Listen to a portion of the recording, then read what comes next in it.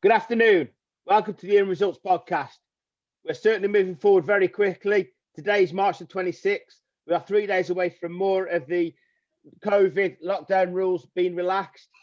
However, Alasdair, we're reaching quite a critical point, which you always thought would come, and the care system now is on about making vaccines mandatory. What's your opinion on that?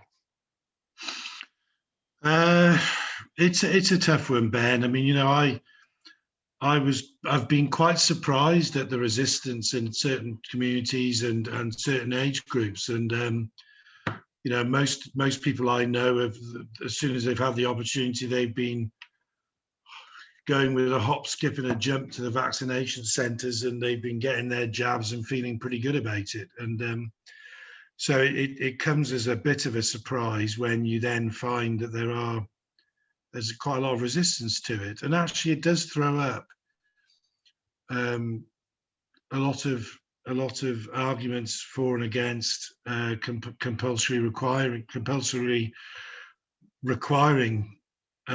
people to vaccinate. It's somebody's own body after all, and their own mind and their own philosophical beliefs. But how do you then balance that with the wider needs of society, or what interests us really is what's the employer's rights and responsibilities? If you're a care home manager or owner, if you have a domiciliary care business, if you have a country pub and your clientele that have been locked down for a year, but if the average age of your regular drinkers is 50 plus, and like my local, where we lost a regular before Christmas to COVID, where do you stand as an employer? And it's interesting to see just this week, Boris Johnson getting into a bit of hot water and some flack for suggesting that pub landlords might want to exclude people that don't have evidence of being vaccinated. And it's really is it's an interesting one. I mean, let's not forget, pubs are not just pubs that we like to go to. Pubs are places of work. And I know that my own local, most of the staff got COVID in the autumn as it came racing back, came into Telford and Wrekin to levels that were never there in the height of the earlier lockdown. They hadn't reached those levels, nothing like it. And I can imagine that a landlord like ours, of a pub, I can think that he would feel quite strongly that people should feel safe, because we've all got our anxieties. So yeah, it's a tough one, Ben. But I can see it from an employer's perspective, and I think that the reality is employers will want to encourage staff, but making it compulsory is a difficult one for existing staff, especially those that have had to work and continue to work over the last year without vaccination. Getting vaccinated affects different age groups at different times, but I know that there are certainly a lot of employers now in the care sector who are making it a contractual requirement for new starters, at least. And we've been asked to draft clauses in that regard, so that that's their view, and I think it's quite an industry-wide perception that that's the right thing to do at the moment. Make your employment decisions based on that. Now, whether that indirectly discriminates against people's religious beliefs, for example, I think this is why government legislation might be on the cards, because people's competing rights need to be aired and discussed and not trampled on. But employers need certainty, and I think that's where we're at. There's a very useful ACAS guide that came out in recent weeks, and I would recommend employers have a look at it. But it does give some good practical advice. But to actually go a step further and insist on it and base your recruitment requirements on it, you're going to discriminate against somebody, whether it's because of their age, their pregnancy, their religious beliefs. other philosophical beliefs that might be covered by the Equality Act.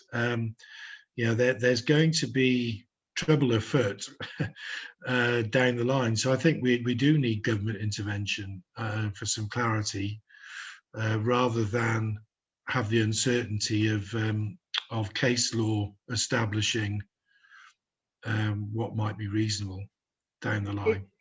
Is there two sides to this? Is there a legal argument and a moral argument?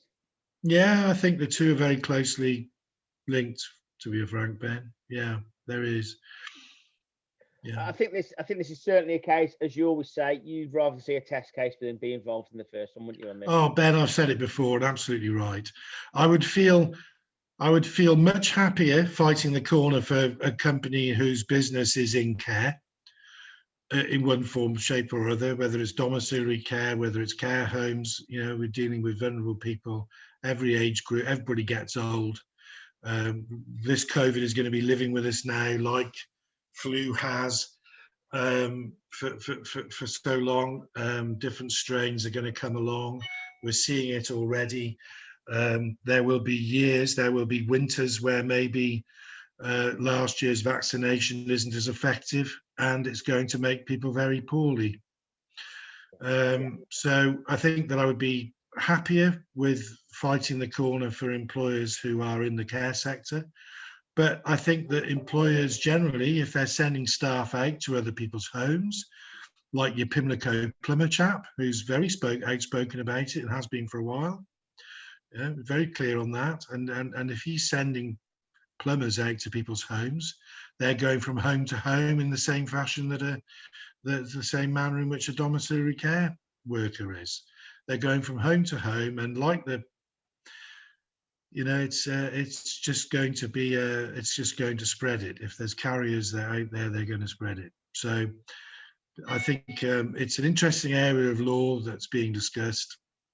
I do recommend a policy that encourages staff in the meantime, and but with existing staff who've battled hard for their employers through very difficult times, telling them that they're at risk of being dismissed now when nothing's changed. They're wearing the PPE, they're taking all the precautions, they're doing all the right things.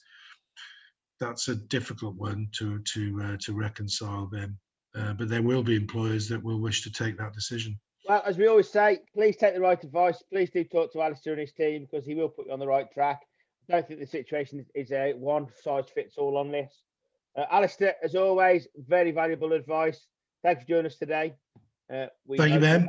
Keep safe. My arm is fortnight later. I'm still a bit dead in my left arm, but it's a good feeling all the same. Fantastic. Roll on the second vaccine. Yeah.